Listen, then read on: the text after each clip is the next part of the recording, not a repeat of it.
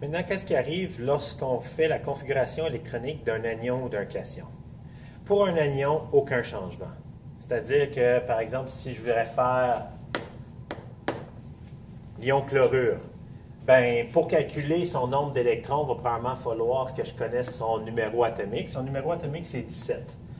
17, ça veut dire qu'il y a 17 protons et 17 électrons quand il est neutre. S'il y a une charge négative, c'est parce qu'il y a un électron supplémentaire. Donc, à ce moment-là, il va y avoir 18 électrons là-dedans. Et là, tout ce que je vais faire, c'est que je vais remplir mes cases dans le même ordre qu'on a vu précédemment. C'est-à-dire que je remplis tout le temps un S en premier, 2S, 2P, 3S. Puis là, le prochain, c'est 3P. Il faut que je regarde, je suis rendu à combien. Je suis rendu à 10 électrons, 11, 12. Il m'en reste 6 à placer, ça tombe bien. Je peux en placer 6 dans une sous-couche P.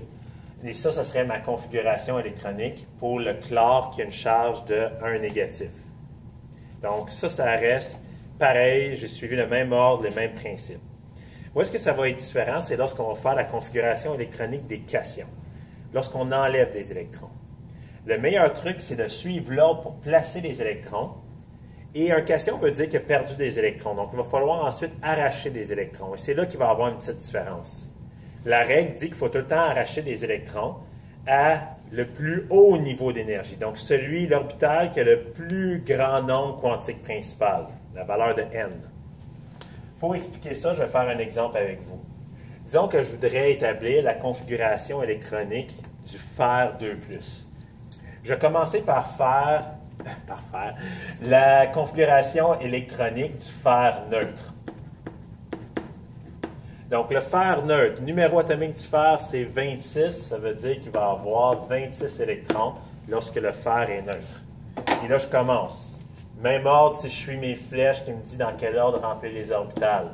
1s2, 2s2, 2p6, 3s2, 3p6. Ensuite, 4s2. Après ça, c'est 3d. Je fais mon total. 10, 12, 18, 20. Il m'en reste 6 à placer. Donc, il y a 6 électrons qui vont aller dans l'orbital 3D. Là, maintenant, ça, c'est pas la configuration électronique du fer 2+, c'est la configuration électronique du fer neutre.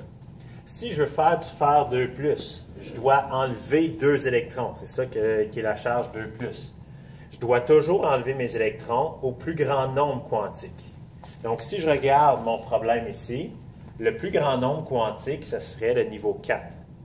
Donc, contrairement à ce que je pourrais penser où j'enlèverais les électrons ici au 3D, qui est plus haut en énergie, la règle dit qu'il faut que j'enlève les électrons au plus grand nombre quantique. Donc, je vais l'enlever au niveau 4S. Si j'enlève ces 2 électrons-là ici, ça va donner la configuration électronique du fer 2+. Et comme on remarque, là maintenant, mon 4S, je peux l'écrire puis dire qu'il y a 0 électron ou tout simplement ne pas l'écrire. C'est mon choix. Et ici,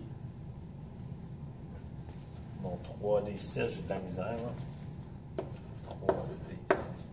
Donc ici, moi, si tu ne le mets pas, c'est correct aussi. Et ça veut dire que c'est la configuration électronique du fer 2+. Si c'était du fer 3+, il aurait fallu que j'enlève un autre électron supplémentaire. Le prochain plus haut niveau énergétique, c'est le niveau 3. Donc, j'ai le choix de l'enlever dans 3S, 3P, 3D. Là, je vais quand même l'enlever au plus haut en énergie. C'est comme ça que je peux trouver la configuration électronique d'un cation ou un anion.